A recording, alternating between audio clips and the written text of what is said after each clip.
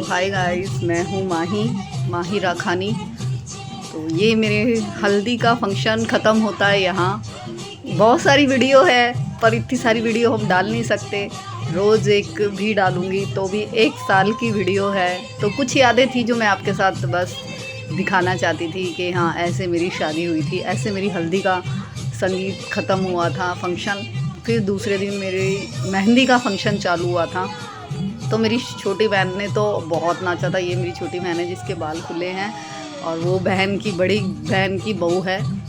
अभी तक मेरी बड़ी बहन है जिनके बच्चों की शादी हुई है, एक बेटी की और एक बेटे की। ये जो है पीले सूट में ये है, और मुझे ज़बरदस्ती नाचा जा रहा था। तो गाने मेरे को कुछ समझ में नहीं आ रहे थे, और मेरे पति थे वीडियो कॉल पर, तो मुझे तो बहुत शर्म आ रही थी नाचते हुए। लेकिन फिर भी मैं नाची, क्योंकि था ना, एक खुशी अलग ही थी कि हाँ, सब कुछ अच्छा है, सब कुछ अच्छा होने वाला है लाइफ में।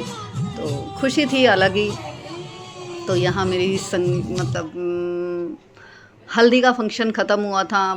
ख़त्म भी नहीं हुआ था, पूरी रात हम लोग बातें करते रहे, कुछ काम करते रहे। वैक्स वगैरह ये सब कर रही थी, एक दूसरे के मेहंदी लगाना, ये करना वो करना, कपड़ों की तैयारी करना। फिर मेरे को फिर डांस के लिए बोला मेरी बहन ने, छोटी वाली ने।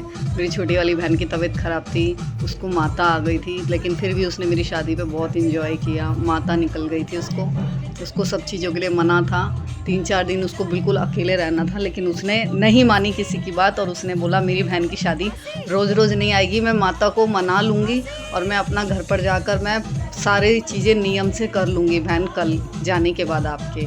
तो हम लोग बहुत खुश थे। दूसरे दिन मेरी एक और बहन आने वाली थी जो मुझसे छोटी थी, ज्योति, और बहन की बेटी। तो सब लोग कल हल्दी पे, मतलब हल्दी ख़त्म हो गई थी, मेहंदी पे मिलने वाले थे जो बाकी थे। तो हम सारी बहनें थी और जवाई थे, हमारे भाई थे, भाई के बच्चे थे। कुछ ही लोगों को हमने बुलाया था। कहते हैं ना, जितने लोगों को बातें बताओ तो दूसरी शादी पे सब ड्रामे करते हैं, ये क्यों करा, आन बिरादरी ने क्यों करी, ये क्यों किया, बिरादरी में रिश्ते नहीं थे, ये था। 10 लोग बोलने वाले हो जाते हैं, और ऐसा नहीं था, रिश्ते बहुत आते थे। क्योंकि मेरी बेटी 6 साल की थी जब मैं अलग होकर आई थी, बहुत छोटी। आज तो 14-15 साल की हो गई है, क्योंकि 9 साल हो गए मुझे अलग अपने पति से होकर, उनसे पहले वाले से, और इनके पास भी मुझे दूसरी साल चल गई है अब। तो काफ़ी टाइम था मेरे पास, तो सबने मुझे बोला, मनाया, मैं नहीं मानी थी। तो इनके लिए फिर मेरे मन में यही डर था कि सबको क्यों बुलाना है। सब बोलेंगे मेरी बहन है, मामा की बेटी है, वो और भी हैं बहुत सारे रिश्तेदार, सब बोलेंगे कि हमने भी तो रिश्ता बताया था। फिर हमने किसी को नहीं बुलाया और अपना शादी कर ली थी। ठीक था सब कुछ दोनों तरफ से। तो हम लोगों ने किसी की नहीं मानी, हमने शादी कर ली।